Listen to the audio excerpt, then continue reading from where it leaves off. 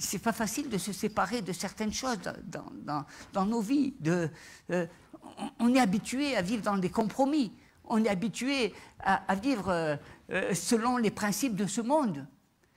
Et Dieu veut eh bien, que nous soyons comme un diamant, et il est là pour nous tailler, pour nous former, hein, il est là pour nous façonner. Et ça fait mal, hein, ça fait mal quand il tape et quand il nous polie. Mais ce sont des blessures qui sont inévitables, et c'est pour notre bien. Et c'est pour notre bien. Je crois que dernièrement, on entendait à la télévision quelqu'un qui parlait du général de Gaulle et qui disait « Le peuple, il faudrait qu'il s'arrête de se plaindre ». C'est vrai qu'on se plaint tout le temps. On a tendance... bien sûr qu'il y a des moments où c'est important de se plaindre et de dire ce qu'on ressent. Et Dieu est là pour entendre nos voix, et il est là pour apporter eh bien, des solutions. Mais se plaindre pour se plaindre, parce qu'on est un peuple hein, qui n'aime pas... un peuple un peu de révolutionnaire, un peuple qui aime bien se plaindre pour se plaindre. Et il y a des gens comme ça qui se plaignent sans arrêt, qui sont là, toujours à se plaindre. Alors que la solution, elle n'est pas dans la plainte, elle n'est pas dans le fait de ce qui ne va pas dans notre vie, elle est dans le fait de se projeter et de sortir de ces zones. Vous savez, de ces zones de confort qu'on s'est créées. Je me souviens, quand j'étais à Paris, je ne prenais pas la voiture, parce que c'était plus facile de circuler en tramway. Mais à force de ne pas prendre la voiture, j'avais plus envie de conduire. Et ça même... C'était quelque chose qui m'effrayait presque. Hein? Et je remercie le Seigneur parce que il y avait des personnes qui étaient là, ils ne m'ont pas fait de cadeau. Ils ne m'ont pas dit écoute, pas de problème, je suis là, je vais t'accompagner. Moi, je conduis, je prends la voiture tous les jours. Non, ils m'ont dit écoute, fais face à ton problème. Sors de ta difficulté. Vas-y. Et j'ai pris la voiture. Et puis, je suis sorti de mes peurs. Et puis, ce que je pensais être, eh bien, quelque chose de pénible, parce que, au début, je voulais dire, oui, au frère, ben, écoute, franchement, je suis pasteur, enfin, tu dois m'accompagner. Hein? Non. La personne me dit, non, il faut que tu conduises. Il faut sortir de ces zones de confort. On a tellement de zones de confort, on est tellement figé dans notre vie que finalement, eh bien, on ne veut pas sortir. Mais si on sort, si on fait l'effort de regarder, et quand j'ai pris le volant, eh bien, je me suis mis à dire merci Seigneur. Et puis après, j'ai commencé à ne plus avoir peur. Et aujourd'hui, béni soit le Seigneur, hein, c'est pas un problème que je roule à minuit, que je roule à 5 heures du matin ou que je fasse 100 ou 1000 kilomètres. Bien, c'est un plaisir. Vous voyez qu'il faut sortir de nos craintes. On a toujours de ces plaintes parce qu'on veut rester, parce qu'on fige. Et bien souvent, au lieu de faire le bien, on fait le mal. Au lieu d'apporter des solutions, on maintient notre vie captive.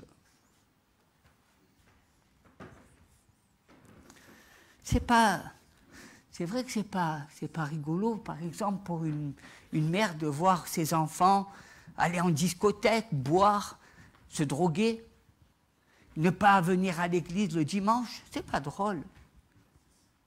Hein? Elle voudrait faire la morale, elle voudrait tendre la main, elle voudrait sortir, mais elle ne se voit pas aller en discothèque avec son fils, ou elle ne se voit pas en train de faire des choses.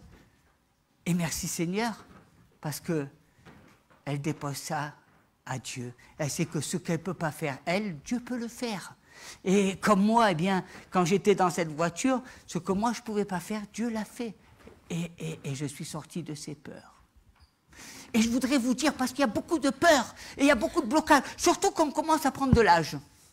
C'est drôle, hein? On a l'impression que les gens, plus ils vont dans l'âge et plus ils ont peur. Ils ont peur de tout. Ils ont peur quand ils entendent parler d'une bombe, ils ont peur de glisser, ils ont peur même de sortir quand il pleut. à croire que le monde est devenu des sucres, que quand il pleut, ils fondent. Tu n'es pas en sucre. Et ce n'est pas parce que tu as de l'âge que tu dois te dire que tu n'as pas les capacités. Dieu renouvelle tes capacités, Dieu renouvelle tes forces, Dieu renouvelle bien ton intelligence, Dieu renouvelle. Arrêtons de se complaire quelque part dans nous-mêmes. Arrêtons ces stratégies du peu cher. Peu cher à Marseille, on dit, le pauvre. Hein? Je crois que Dieu nous invite à sortir. Parfois, il est possible d'éviter certaines blessures, bien sûr, et la parole de Dieu est là pour nous éclairer. Mais il y a des blessures intérieures que nous avons et que nous vivons parce que nous manquons de sagesse, parce qu'on manque de sagesse, parce qu'on manque d'intelligence. On ne réfléchit pas. C'est nos émotions qui prennent le pas. On panique. On est là. On manque de sagesse. On panique. Et nous sommes même allés vers les flèches. On va droit, on se jette sur la blessure. Hein? Imaginez que vous voyez une flèche et au lieu d'éviter, vous y allez les yeux fermés, sans vous rendre compte. Parce que vos émotions prennent le dessus. Parce que vous ne laissez pas Dieu agir. Parce que vous voulez prendre, quelquefois, la place de Dieu. Et après, nous disons qu'on va vers les flèches, eh bien, on a l'impression qu'on a cherché à aller vers le mal, hein, vers les ennemis, vers les épées. Il y a un passage dans la parole de Dieu qui nous dit, c'est dans Luc au chapitre 14, et c'est un passage très intéressant. C'est un passage où il y a la fête, et au verset 7, Jésus adressa ensuite une parabole aux conviés, en voyant qu'ils choisissaient les premières places. Il leur dit, « Lorsque tu seras invité par quelqu'un à des noces, ne te mets pas à la première place, de peur qu'il n'y ait parmi les invités une personne plus considérable que toi, et que celui qui vous a invité, l'un et l'autre, ne vienne te dire « cède la place à cette personne-là ». Tu auras alors la honte d'aller occuper la dernière place. Mais lorsque tu seras invité, va te mettre à la dernière place, afin que quand celui qui t'a invité viendra et te dise « Mon ami, monte plus haut », alors cela te fera honneur devant tous ceux qui seront à table avec toi. Car quiconque s'élève sera abaissé, et quiconque s'abaisse sera élevé. Nous voyons là un conseil de Jésus qui donne à ses disciples, parce qu'ils allaient vers des blessures, parce que bien souvent, on veut toujours se mettre à la première place, hein, parce que on a soif de ces choses-là. Mais ils allaient directement vers des blessures. Et c'est pour ça que le Seigneur, eh bien, a voulu leur éviter cette humiliation.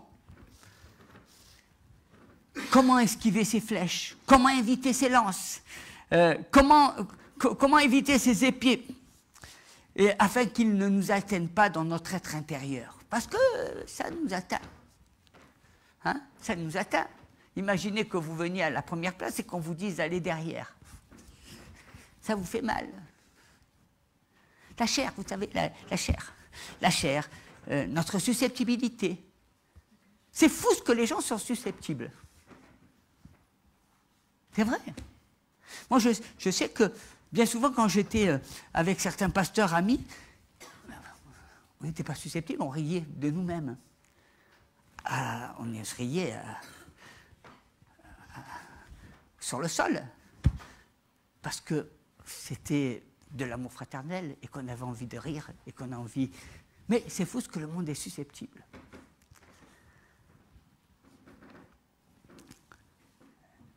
Je pense que la première des choses qu'il faut savoir pour éviter les blessures de l'âme, c'est, je l'ai dit la semaine dernière, je le redis encore, il faut naître de nouveau. Être un homme, une femme spirituelle. Qu'est-ce que c'est? Une personne qui est morte à soi-même. Une personne dont les flèches, les lances, ne peuvent pas atteindre.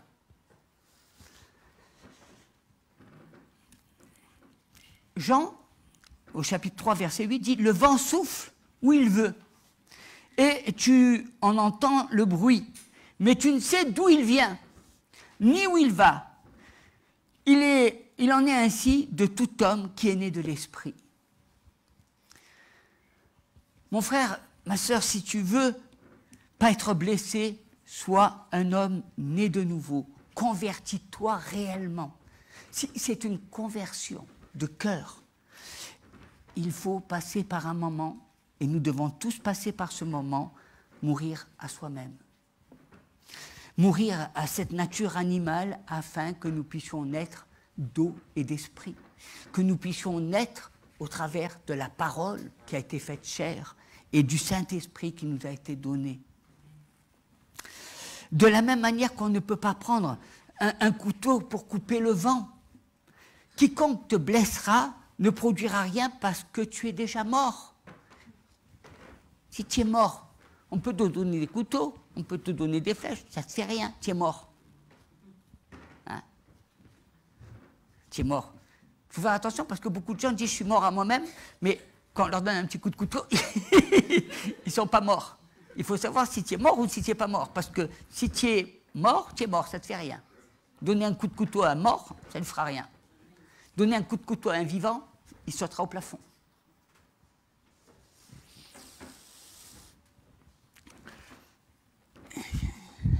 Quiconque te blessera ne produira rien parce que tu es mort. Insulte un homme vivant et il va réagir. Insulte un cadavre et le cadavre ne va pas répondre. Vous savez pourquoi nous sommes blessés? C'est parce que nous sommes vivants. Et nous ne sommes pas morts. On est blessés, ça nous blesse. La moindre chose nous blesse. C'est fou, comme la chair, vous savez, nous agite. On est susceptible, on voit le mal, on s'imagine des choses. On n'est pas bien dans nos baskets, hein, on n'est pas épanoui.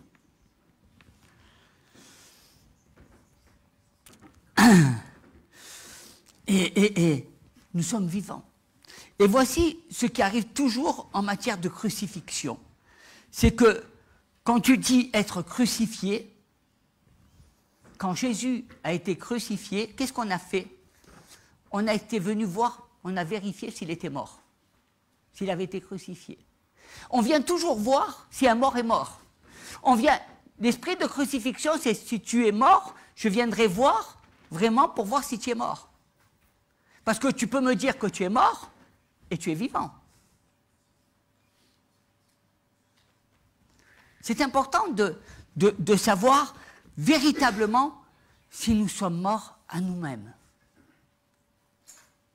Parce que aujourd'hui, si Jésus avait été tué, je l'ai dit tout à l'heure, et qu'il, par ceux qui avaient été persécutés, et qui seraient mis en colère contre ceux qui s'étaient persécutés, en très peu de temps, il aurait envoyé toute cette bande valser.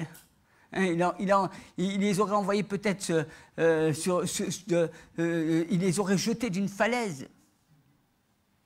Mais le Seigneur était mort.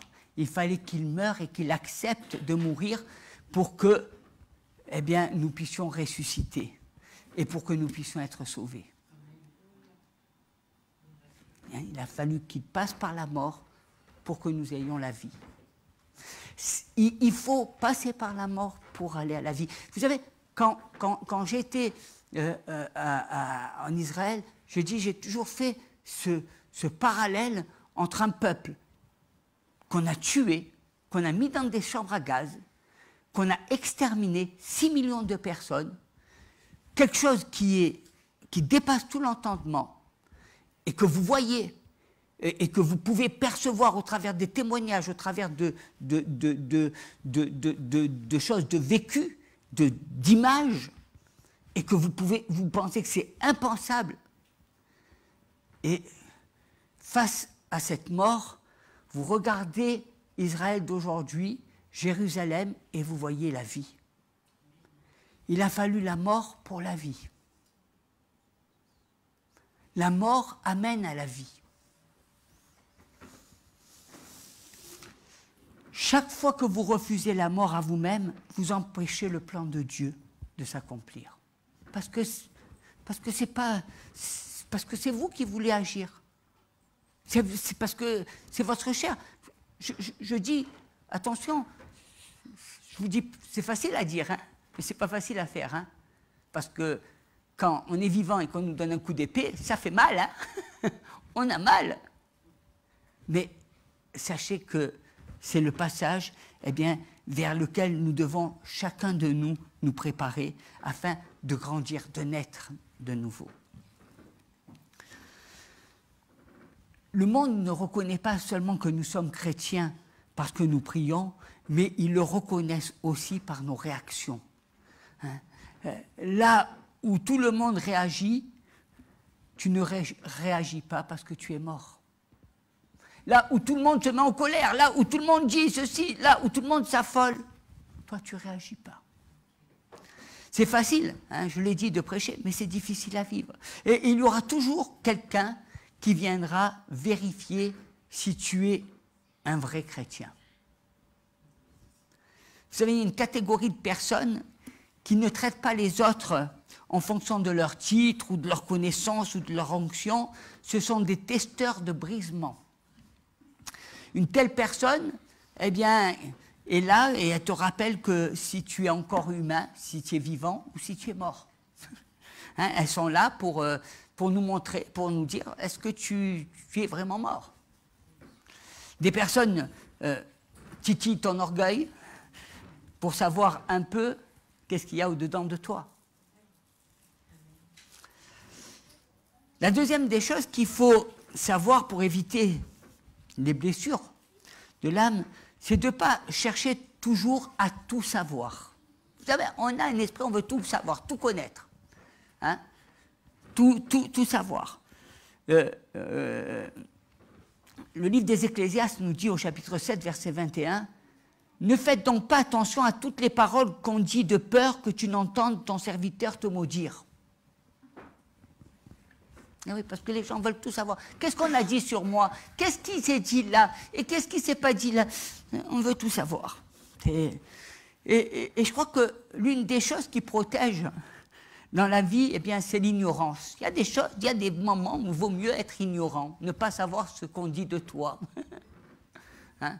De toute façon, ça ne t'apportera rien de plus. Ce n'est pas ce qu'on dit de toi qui va t'apporter la paix, la joie, etc. C'est pas ça qui va changer ta vie. Donc, il faut éviter ces choses-là. Que tu veuilles ou pas, il y aura toujours des gens qui diront des choses méchantes sur toi, parce qu'on n'est pas l'huile d'or pour tout le monde, et tu n'es pas obligé de connaître tout ce que les gens pensent pour toi. Tu dois savoir te protéger. Je me souviens, dernièrement, il y a quelqu'un, et moi-même je le vois souvent, vous savez, quand je vais dans des messages avec Facebook, avec Internet, souvent quand je tape, et je vois des messages, vous savez, je vois des paroles, et dès la première phrase, je vois venir où ça va. Je n'ai pas besoin de savoir le reste, je vois dès la première phrase, dès les deux premières, même pas lignes, les 2-3 premiers mots, vous voyez des gens qui vous attaquent et qui sont là à sortir les griffes. Mais je ne lis pas. Je n'ai pas envie de me polluer, je n'ai pas envie de me prendre la tête avec ça. Ça ne m'apporte rien. Je pense à un exemple où je parlais d'Israël et où je parlais des gens qui allaient dans ce mur des lamentations et qui priaient. Et je disais que c'était un exemple qu'il fallait voir, que c'était beau de voir tous ces gens rassemblés et prier d'un même cœur. Et la personne dit, mais il ne faut pas aller en Israël pour aller prier. Je ne me suis jamais dit ça. Hein? Donc les gens aiment déformer, les gens aiment dire des choses que vous ne pensez même pas. Et il faut veiller à ça. Puis je me souviens aussi, un jour, eh bien, d'une expérience qui a été désagréable parce que c'est une sœur qui un jour me téléphone et me dit, écoute, j'ai appelé telle personne et puis je suis tombé sur une conversation. Vous savez, des fois, on ne ferme pas les téléphones. Des fois, quand vous parlez, eh bien, vous laissez votre téléphone et on entend tout. Hein? Tout ce que vous dites. Et alors là, quand vous entendez tout, on dirait un fait exprès, vous entendez tout ce qu'on va vous dire sur vous. Et un tel, il est comme ça, et le pasteur, il est comme ça, et là là, et là là, et là là. Et qu'est-ce que ça fait? Comment vous réagissez? Ça vous met hors de vous. Alors vous allez soit avoir envie de téléphoner à la sœur, tu sais, je suis tombé sur la conversation que tu as dite avec telle personne. Et alors, au lieu de vous attendre à quelqu'un qui vous dit « excuse-moi », mais non, vous allez tomber sur des personnes qui vont se mettre encore plus en colère contre vous. Et je me suis retrouvé dans cette situation. Et pendant un temps, c'est vrai que quand on dit du mal de vous, ça vous blesse. Et je me suis mis devant la croix. Et j'ai dit, Seigneur, donne-moi d'aimer cette personne. Donne-moi de l'aimer de tout mon cœur. Donne-moi de veiller sur elle. Donne-moi de faire comme si c'était eh bien, quelqu'un que je veux honorer. Et le Seigneur le fait. Ça ne sert à rien. Qu'est-ce que ça t'apporte de rentrer en colère? Qu'est-ce que ça t'apporte d'avoir des disputes? Qu'est-ce que ça t'apporte de dire du mal d'une sœur? Qu'est-ce que ça t'apporte de vouloir? Eh bien, ça t'apporte quoi? Ça te rend heureux? Heureuse? Non.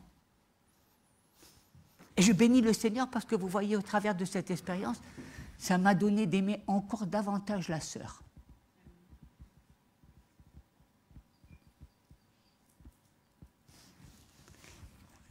Il ne faut pas toujours, hein, vous savez, il ne faut pas toujours rentrer dans ces choses. Je crois que souvent dans des expériences qui vous font mal, Dieu les renverse et peuvent les amener eh bien, à ce que ça soit pour chacun de vous une bénédiction. C'est important de ne pas toujours vouloir savoir. Les gens parlent à tort et à travers. C'est comme dans une entreprise. Vous savez, les patrons, c'est toujours les méchants. Et les ouvriers, c'est toujours les exploités. C'est comme à la télévision, quand vous écoutez les actualités, on a l'impression qu'il y en a un qui sont là et les autres, ils sont opposés.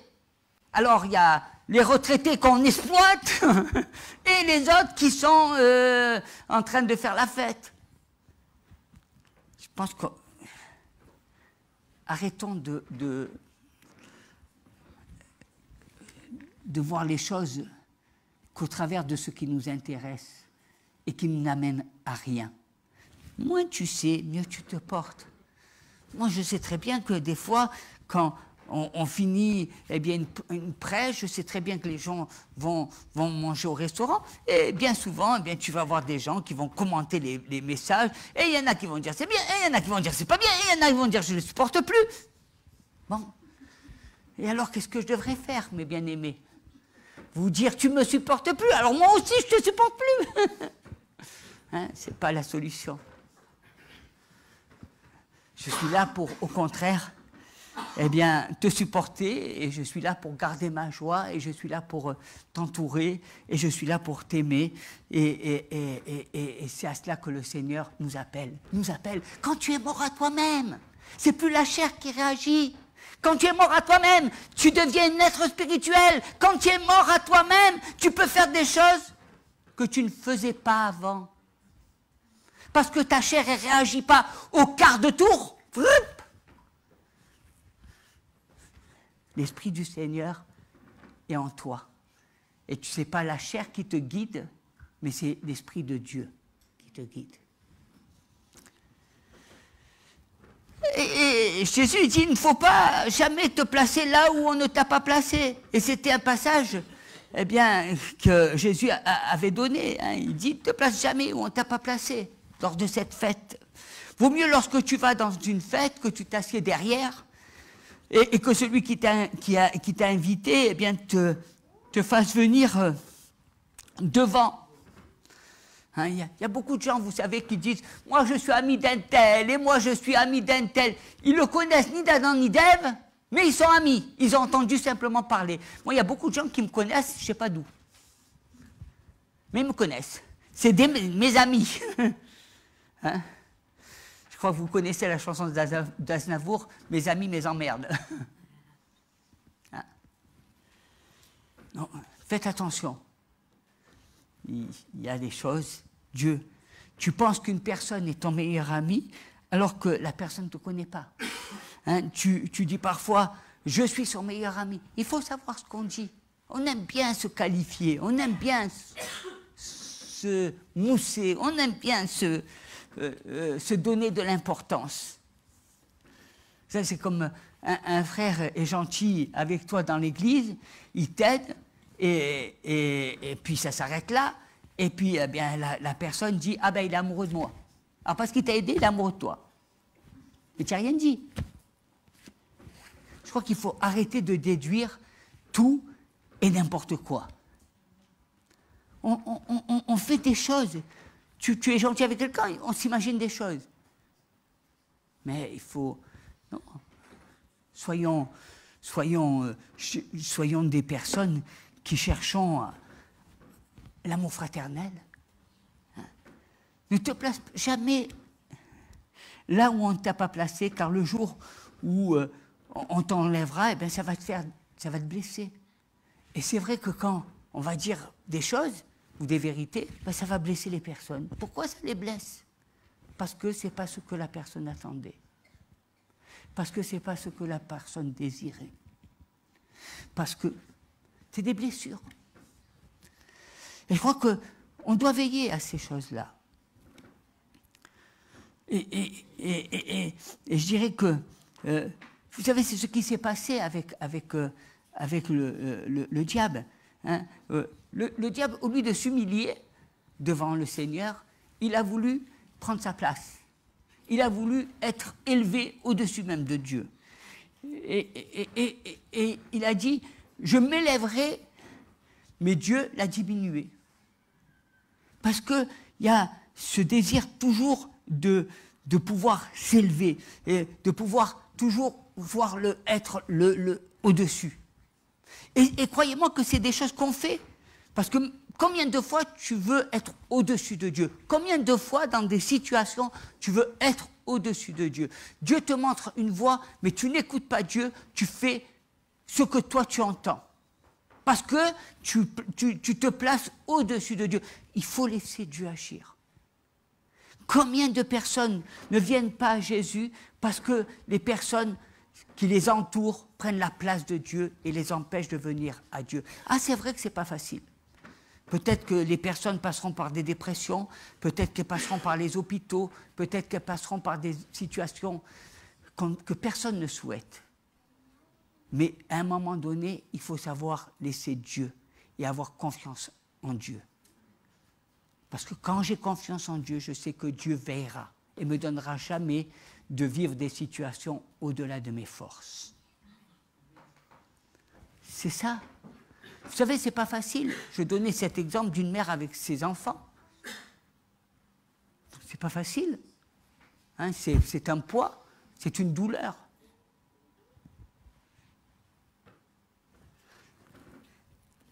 Nous devons chercher. Je pense qu'il y a beaucoup de force, beaucoup de grâce dans l'humiliation. C'est pareil. Un jour, il y a un diacre qui était dans une église, il pensait être un grand prédicateur. Alors, vous savez, souvent, quand on est là, on pense toujours être des grands prédicateurs. Ça m'est arrivé quand j'étais plus jeune. Donc, je me voyais, on se voit déjà. Il voyait et puis, il voyait sa maison, sa femme et ses enfants. Et puis, il fait Alléluia. Et puis, il commence à se plaindre au pasteur, parce qu'il dit au pasteur, maintenant, il faudrait quand même que tu me laisses un peu parler. Écoute, j'ai envie de parler, ok. Bon. Et puis le pasteur, eh bien, il lui donne le temps de parole, il lui dit, allez, maintenant, puisque tu veux parler, vas-y mon fils, vas-y mon frère. Et puis on voit le diacre, il commence à travailler, il commence, alléluia, et puis il commence à dire, tu vas voir ma chérie, aujourd'hui je vais casser la baraque, etc. Il était là. Il essaie. Et il écrit des pages et des pages, et puis quand il arrive sur l'estrade, au moment où il arrive, il s'aperçoit qu'il a perdu ses notes. Alors il dit au chanteur, chantez. Et puis, il n'a pu parler que 4-5 minutes, il ne savait plus quoi dire. Il a fallu que le pasteur vienne et puis qu'il fasse l'explication. L'orgueil. Il y a des gens qui cherchent toujours, on cherche toujours les premières places. C'est malheureux. Au lieu de se dire, mes frères, nous sommes là ensemble pour prier. Nous sommes là pour chercher la face de Dieu. Nous sommes là pour nous attendre les uns aux autres. Il y a toujours cette notion de rivalité. Vous savez, moi, je me suis dégagé de cette notion de rivalité, parce que la notion de rivalité, je l'ai connue dans le monde. Il fallait que je sois le meilleur, il fallait que je sois à la première place, il fallait que, peut-être que j'écrase certaines personnes pour prendre leur place. Ça, c'est l'esprit du monde. Mais heureusement, je m'en suis détaché. Heureusement que j'ai dit plus de rivalité. Et vous savez, souvent dans la maison de Dieu, il y a des rivalités. On veut toujours. C'est drôle, alors qu'on est là pour apprendre les uns des autres, pour chercher la face de Dieu, pour ne pas se la jouer grosse tête, pour ne pas se prendre supérieur aux autres, pour être simple, humble de cœur. Pas de rivalité. Souvent, il y a des gens qui sont là, rivaux, là. Ils regardent, qui c'est qui nettoie la Sainte-Seine? Qui c'est qui fait ça? Qui c'est qui fait ci? Non, arrêtons, pas de rivalité. Pas de rivalité. Qui c'est qui chante? Qui c'est cela? Pas de rivalité. Une maison apaisée, avec des frères et sœurs en Christ, qui s'aiment du même amour et qui recherchent le même Seigneur. Une maison où on est tous ensemble et où on se dit, mon frère, pas, mon frère, Dieu m'a montré ou Dieu m'a révélé, j'ai eu. C'est drôle, il y a des gens qui tous les jours, ils ont des rêves ou des visions. Un rêve et une vision, c'est différent. Un rêve, ça n'a aucune conséquence. On peut tous rêver, mais ça n'a aucune conséquence. Une vision, ça te montre le chemin. Les rêves, tout le monde peut en avoir. Il y a beaucoup de rêves qui ne se sont pas réalisés, heureusement, parce que sinon on serait mort depuis longtemps. Donc faites attention à ne pas donner des interprétations qui se veulent tellement spirituelles pour épater la galerie. Cherchez à vous humilier devant la face de Dieu. Ça fait des blessures. Ça blesse. On ne se sent pas compris, on se sent mal aimé, on a l'impression, c'est pas bon. Sors de ces rivalités, sors de ces choses. Je dirais que il y a un passage qui est formidable, c'est dans Jean au chapitre 3, verset 25. Or, il y eut une discussion entre les disciples et Jean le Baptiste, et un juif au sujet des bains de purification. Ils allèrent trouver Jean, et lui dire, Rabbi, celui qui était avec toi de l'autre côté du Jourdain, celui que tu as rendu témoignage, le voilà qui baptise. Et tous vont vers lui, parler de Jésus. Jean le Baptiste répondit, un homme ne peut rien s'attribuer sinon ce qui lui est donné du ciel. Vous-même pouvez témoigner que j'ai dit, moi je ne suis pas le Christ, mais j'ai été envoyé devant lui. Celui à qui l'épouse appartient, c'est l'époux. Quant à l'ami de l'époux, il se tient là, il entend la voix de l'époux et il en est tout joyeux. Telle est ma joie, elle est parfaite. Lui, il faut qu'il grandisse et moi, il faut que je diminue. Oh. Hein? Celui qui vient d'en haut est au-dessus de tout, celui qui est de la terre est terrestre, et il parla de façon terrestre. Celui qui vient du ciel est au-dessus de tout. Ça, c'est magnifique comme réponse. Ah, quel chrétien exemplaire, hein? Jean le Baptiste qui est là et qui, lui qui était convoité par le monde, lui qui était le plus grand prédicateur du peuple juif, lui dont tout le peuple avait peur parce qu'il l'appelait au baptême de la repentance, lui, eh bien, qui parlait au nom de l'Éternel. Si on essaie de vous prendre votre place, vous êtes là. Hein? Mourir, ça. Pas bon, ça. Hein? Il a fait non. Il n'a pas cherché ni de place ni rien. C'est des blessures, ça. C'est des blessures, croyez-moi. Souvent dans les églises, on a de telles blessures. Parce que ça nous marque. Il a dit non. Si Jean le Baptiste il a dit mais non, laissez aller vers lui. Au contraire, si les choses de Dieu viennent, vous êtes jamais dit, moi je me suis souvent dit, je trouverai un jour, et depuis longtemps j'ai trouvé des hommes qui parlaient 1000 fois mieux que moi, des prédicateurs qui étaient 1000 fois mieux que moi, des hommes qui étaient beaucoup plus beaux que moi, des hommes qui étaient beaucoup plus riches que moi. Ça ne m'a pas donné d'être jaloux d'eux. Qu'ils soient bénis. Je suis comme je suis. Et je sers le Seigneur là où il m'a placé. Et je ne cherche pas de dire que je suis le meilleur, le plus grand. Peut-être qu'on dira que celui qui vit en moi, hein, oui, fait que les choses sont meilleures.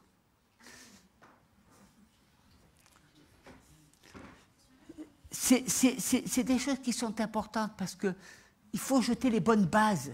Il faut, vous savez, pour qu'on puisse jeter le filet et avoir beaucoup de poissons, il faut des bonnes bases.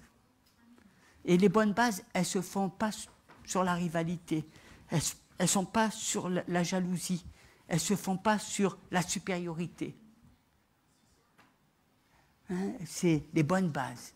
C'est des bases où les frères et sœurs recherchent eh bien, d'un même cœur le Seigneur. C'est des bases où on ne se fait pas du mal, parce que les blessures font mal. Mais comme je l'ai dit, il faut eh bien, mourir à soi-même. Et c'est important hein, de regarder à ça. Il y a un homme qui a fait l'opposé hein, de ce que eh bien, Jean le Baptiste a dit, c'est Saul. Hein, Saul, vous savez, lui, il a été jaloux. Il a été jaloux de David. Hein, on voit bien dans la parole, bien que... vous savez que dans la parole, Dieu, lorsqu'il a envoyé Abraham, il lui a donné Isaac et Jacob parmi les fils de Jacob, et il eut Judas, que Dieu a donné la royauté. Et puis, il lui a révélé qu'il va engendrer des rois. Mais Judas, comme il avait péché, il a retardé la bénédiction, et au lieu que le premier roi vienne de Juda, le premier roi est venu de Benjamin. C'est important de regarder la parole. Hein. Et Saul est roi non par Juda, le plan parfait de Dieu, mais par Benjamin, la volonté permissive de Dieu. C'est pourquoi lorsque on a eu un Saul, on n'a pas utilisé une corne, mais on a utilisé une fiole. Hein? La fiole, elle est créée par les hommes. Mais la corne, elle est créée par Dieu. David a été oint avec la corne, mais il n'a pas été oint avec la fiole.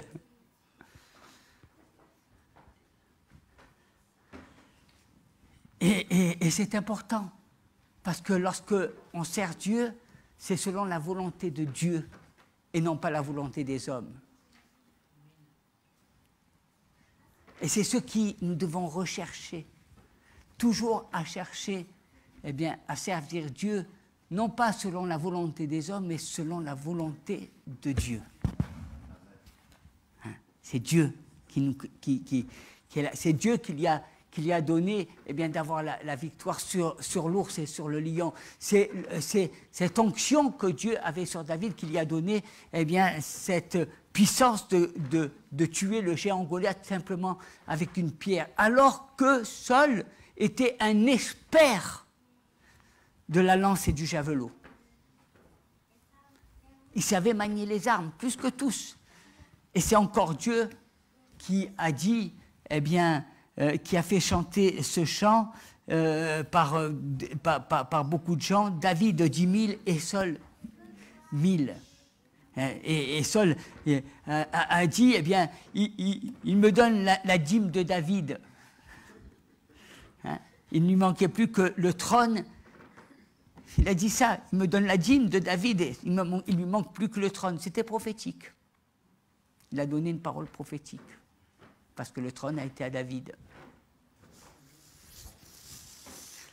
Hein, c'est à cela que le Seigneur nous invite.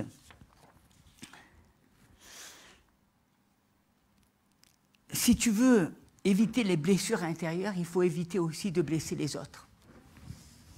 Galates, chapitre 6, versets 7 et 9, « Ne vous y trompez pas, on ne se moque pas de Dieu. Ce qu'un homme aura semé, il le moissonnera aussi. Celui qui sème pour sa chair moissonnera de la chair la corruption, mais celui qui sème pour l'esprit moissonnera de l'esprit la vie éternelle. » Hein? Et c'est important, parce que nous devons savoir, et des fois même se repentir, parce que des fois, sans le vouloir, on peut blesser des personnes. Et je dirais que on doit chercher l'édification. Notre but, ce n'est pas de semer des blessures. Hein. On n'est pas là pour semer des blessures, on n'est pas là pour créer des blessures. Parce que des fois, tu sèmes des blessures dans la vie des personnes que tu apprécies, que tu aimes.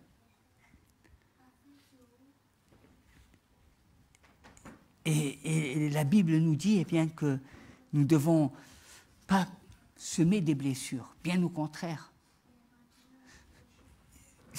Il y a les blessures méchantes, parce qu'il y a beaucoup de gens qui disent des choses méchantes pour rien.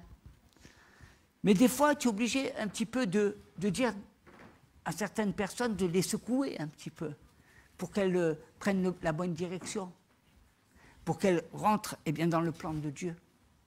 Parce que si tu ne secoues pas les personnes, elles restent toujours à côté du plan de Dieu. Et on doit savoir que, bien sûr, qu'on doit veiller. Vous savez, et quand vous faites eh bien, des fois du mal à quelqu'un, n'hésitez pas, demandez pardon. Dieu nous pardonne et Dieu, et comme nous pardonnons à ceux qui nous ont offensés. Hein? Vous savez, Amon a violé Tamar, ça a été la raison pour laquelle Absalom s'est vengé. Et pourquoi? Parce que Amon, eh bien, n'a jamais demandé pardon, n'a jamais fait d'excuses à Absalom. Et donc ça a amené cette irritation, et cette colère, et cette vengeance. Alors que le pardon efface. Hein? Il y a aussi une chose, et c'est dans Luc chapitre 14, versets 12 à 14, il dit aussi à celui qui l'avait invité, « Lorsque tu donnes à dîner ou à souper, n'invite pas tes amis, ni tes frères, ni tes parents, ni des voisins riches, de peur qu'ils ne t'invitent à leur tour et qu'on ne te rende l'appareil. Mais lorsque tu donnes un festin, invite des pauvres, des estropiés, des boiteux, des aveugles, et tu seras heureux de ceux qui ne peuvent pas te rendre l'appareil, car elle te sera rendue à la résurrection des justes. Vous savez, souvent, quand on donne de l'amour, eh bien, il ne faut pas s'attendre à un retour. Nous, on veut, je te donne mon amour et je m'attends que tu m'aimes de la manière dont je le désire. Hein? Je t'invite, tu vas m'inviter, c'est un retour. Je te ferai un service, tu me rends un service, c'est un retour. Mais Dieu ne nous invite pas à faire ça. Il dit, tu vois, tu ne t'attends pas à un retour. Pourquoi tu t'attends toujours à des retours? Où elle est la grâce dans le retour? Où elle est c'est un devoir, c'est pas un retour, c'est pas un acte d'amour. Hein, je t'invite, alors tu m'invites, alors ben, oui, c'est un devoir. Alors parce que tu m'as invité, je dois t'inviter. Mais c'est pas ça. Hein? Quand tu invites les personnes, c'est parce que ça fait plaisir. Tu es heureux. C'est pour ça qu'il est dit, quand tu invites des gens, tu invites eh bien, des aveugles, des pauvres, et au moins, eux, ils ne pourront pas t'inviter. Et là, ça va être rendu, et là, Dieu va te le rendre. Parce que Dieu est un Dieu d'amour. Et souvent, on agit de cette manière. Il nous a donné sa vie, Jésus. Il nous a sauvés et il nous demande de pas, en retour, eh bien, de donner notre vie. Celui qui veut la donner, la donne, et celui qui ne veut pas la donner, la donne pas. On ne peut pas faire les choses par la loi. On les fait par amour. Et c'est important parce que beaucoup de personnes sont blessées par rapport à ces choses-là, par rapport à ce formalisme. Hein. Je crois que la reconnaissance, elle n'est pas là. La reconnaissance, c'est un cœur reconnaissant qui reconnaît eh bien, toute la grâce et les bontés de l'Éternel. La reconnaissance, elle est au travers eh bien, de ce que Dieu m'apporte de la joie. La reconnaissance, elle est au travers de voir les merveilles de Dieu. Elle ne se situe pas dans l'homme. Elle ne se situe pas eh bien, dans des relations formatées. Elle se situe dans des relations d'amour. Des relations authentiques, parce que sinon, eh bien, nous sommes comme des pharisiens. Nous allons agir comme les Juifs qui faisaient et qui agissaient dans les règles, mais qui, à un moment donné, ont heurté Dieu parce qu'ils étaient dans l'hypocrisie. Ils n'étaient plus dans l'amour. Et nous vivons dans un monde où tout est formaté. Où finalement, où est la place du véritable amour ? Est-ce que tu m'aimes pour ce que je suis ou est-ce que tu m'aimes par devoir? Est-ce que tu aimes Dieu pour ce qu'il est ou est-ce que tu aimes Dieu parce qu'il est mort et t'a sauvé?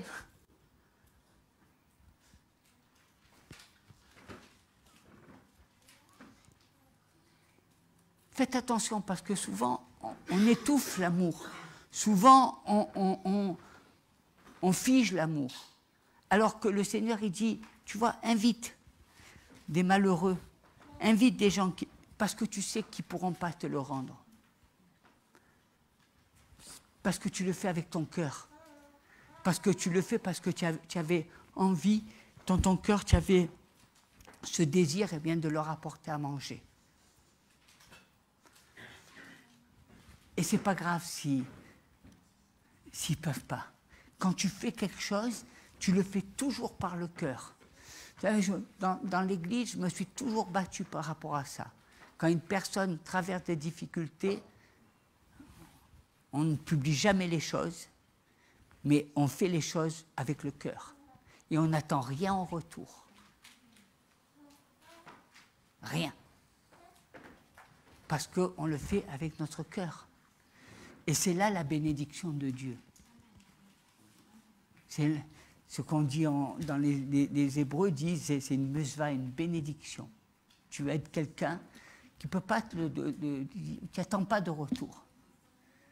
Il y en a comme ça qui ont eu des retours 20 ans, 30 ans après, parce qu'ils ont aidé quelqu'un qui était dans dans un problème, et 20 ans, 30 ans après, le Seigneur a changé la situation, et ces personnes-là, qui avaient 30 ans, eh sont venues au secours de la personne.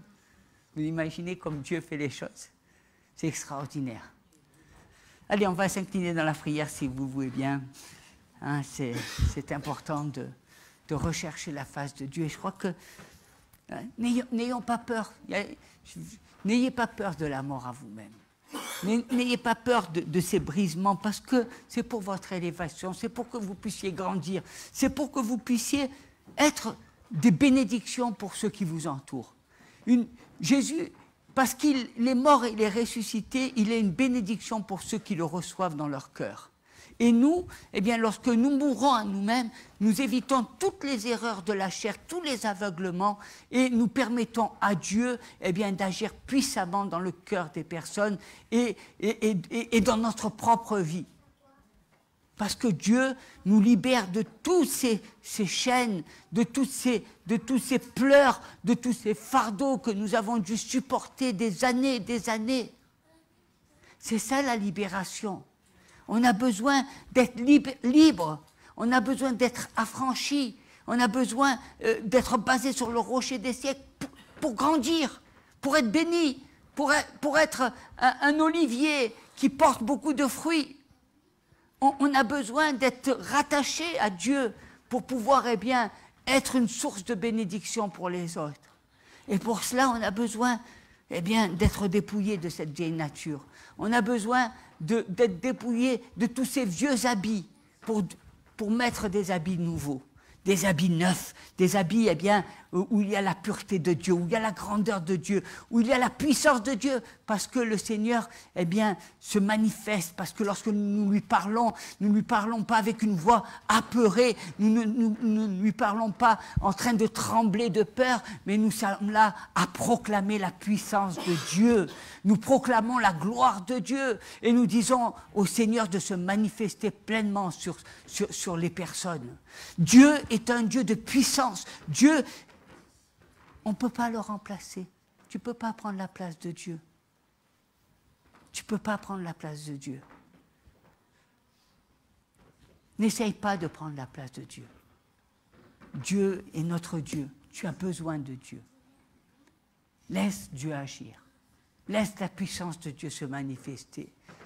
Dieu est un Dieu merveilleux. À chaque fois que l'homme a voulu agir par lui-même, il s'est éloigné de Dieu. Il a empêché le plan de Dieu de se réaliser. Mais si tu laisses Dieu agir, et si tu restes dans la prière, et si tu te mets à genoux devant le Seigneur en proclamant sa parole, alors le Seigneur va se manifester. J'aimerais que nous prions pour que nous soyons... Des gens pensent c'est dur la mort à soi-même. Mais moi je voudrais te dire, bien-aimé, qu'est-ce que c'est bien la vie en Jésus-Christ? Qu'est-ce que c'est agréable d'être né d'eau et d'esprit? Qu'est-ce que ça fait du bien? Quelle source, quel oxygène? À tel point même que quand tu vois les gens qui se battent dans la chair, tu as envie de t'éloigner, ça ne t'apporte plus rien. Tu te dis, mais c'est vil, c'est animal. Ce n'est pas quelque chose que tu as envie de vivre. Des fois, je vois l'Église là-dedans, je me dis, mais Seigneur, libère tes enfants de ces chaînes, parce qu'on a envie de grandir, on a envie de prendre notre envol, on a envie d'être comme des aigles qui volent au-dessus des situations et qui manifestons la puissance de Dieu. On a envie, eh bien, d'être cette race élue, d'avoir ce sacerdoce royal. C'est à cela que tu nous appelles, Seigneur, à manifester ta grandeur, à mettre nos vies à ton service afin que, eh bien, que tu puisses te manifester et que tu puisses être utile et que tu puisses libérer toutes ces personnes de leur tréfonds, de leur captivité. N'essayons pas de prendre la place de Dieu, mais laissons Dieu agir dans la vie de chacun. Laissons Dieu agir dans notre propre vie parce que nous avons besoin de Seigneur. Nous-mêmes, nous avons besoin, bien que Dieu soit à nos côtés. Et nous avons besoin de faire le bon combat de la foi. Nous avons besoin de prendre conscience que notre vie, elles dépendent de nos choix, de ce que nous voulons. Si nous pouvons détruire comme nous pouvons bâtir. Nous bâtissons sur le roc comme nous pouvons détruire eh bien, nos vies sur notre nature animale. Alors je te demande de poser ta main sur tes enfants et de les visiter, Seigneur. Seigneur, je sais que beaucoup passent par des difficultés, beaucoup passent par des tensions, beaucoup passent par des dépressions, par des sentiments de tristesse. D'autres sont partagés, d'autres sont tiraillés dans leur esprit. Alors que toi, tu veux un peuple qui soit en bonne santé, un peuple qui se soit dépouillé de toutes ces choses anciennes pour marcher en nouveauté de vie, un peuple qui veut grandir, un peuple qui veut être libre, un peuple qui veut s'affranchir eh bien, de toutes ces vicissitudes, de toutes ces circonstances, un peuple qui veut avoir de la maturité spirituelle. Seigneur, nous te demandons pardon pour toutes les personnes que nous avons offensées. Seigneur, ce n'était pas notre désir et nous voulons les bénir. Et nous voulons eh bien, leur dire que nous les aimons. Seigneur, notre source est en toi. Nous ne voulons pas être meilleurs que les autres. Nous ne voulons pas eh bien, écraser. Nous voulons simplement être des frères et sœurs ensemble qui cherchons ta face, d'un même cœur et d'une même âme. Et nous ne voulons pas vivre des blessures, parce que nous savons que la blessure fait mal. Seigneur, fasse que les hommes et les femmes dans l'Église meurent à eux-mêmes et qu'ils deviennent tous de nouvelles créatures. Fasse que l'Église rentre dans une nouvelle étape, dans une nouvelle dimension spirituelle, afin que nous puissions progresser ensemble, afin que nous soyons bouillants pour Dieu. Parce que, Seigneur, tu veux mettre le zèle dans ta maison, tu veux mettre le feu dans ta maison, tu veux, Seigneur, sortir eh bien, toutes ces personnes de leur désarroi, de leur manque de ferveur, de leur manque de foi. Tu veux eh bien, nous mettre face à nos situations. Parce que, Seigneur, dans l'Église de Jésus-Christ, il y a beaucoup de gens qui sont morts. Il y a beaucoup de gens qui parlent mais qui n'agissent pas. Il y a beaucoup de gens qui rêvent mais qui n'ont pas de vision. Il y a beaucoup de gens qui se plaignent mais qui ne progressent pas. Seigneur, fasse que l'Église eh bien, puisse rentrer dans un nouveau chemin et que nous puissions eh bien, avoir de la ferveur et que nous puissions avoir du zèle et que nous puissions mettre nos vies en harmonie avec celui que nous voulons servir. Seigneur, donne-nous eh bien, de prier, donne-nous de lire ta parole, donne-nous, Seigneur, d'avoir des temps de réjouissance dans la prière. Donne-nous, Seigneur, de vivre ta parole. Donne-nous d'être ce peuple que tu as choisi, un peuple élu. Seigneur, donne-nous d'être plus que le peuple juif, parce que le peuple juif a été le peuple eh bien, de l'ancienne alliance, de la première alliance. Mais Seigneur, tu as fait une alliance nouvelle avec nous. Et Seigneur, nous sommes le peuple de cette alliance nouvelle, au travers de notre Seigneur Jésus-Christ. Et le zèle et le feu doivent être dans la maison de Dieu. Seigneur, que tu ôtes eh bien, toutes ces positions, ces pensées eh bien, charnelles que nous avons, parce que Seigneur, celui qui veut gagner sa vie, il la perd. Seigneur, que les hommes et les femmes eh bien, qui sont dans la maison de Dieu n'aient pas peur de perdre leur vie. Bien au contraire, qu'ils ne regardent pas leur intérêt, qu'ils ne regardent pas à leur famille, mais qu'ils regardent à Jésus et à Jésus seul. Qui regarde à Jésus et à Jésus seul.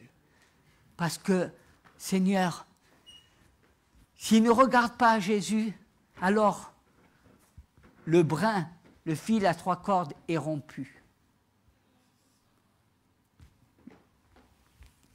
Celui qui nous maintient dans l'unité de cœur, celui qui nous donne de marcher dans la vision de Dieu, c'est uniquement le Seigneur Jésus. Et que, Seigneur, nous puissions nous soumettre à sa parole, que nous puissions nous soumettre à la parole de Dieu, que nous puissions obéir à la parole. Seigneur, donne-nous cet esprit de soumission, donne-nous, Seigneur, cet esprit d'humilité, donne-nous, Seigneur, eh bien, de venir à toi. J'aimerais que si vous le désirez, et je crois que c'est important, que vous puissiez venir prendre position, simplement dire au Seigneur, devant vous, venir et dire, je veux prendre position, Seigneur. Je ne veux plus vivre comme ça sans arrêt. Ne dites pas, c'est pas possible. Ne dites pas, je n'y arriverai pas. Ne dites pas ces choses-là, parce que ça, vous vous plaignez, mais vous n'avancez pas. Dieu est Dieu. Et Dieu est souverain, et Dieu fera des choses bien plus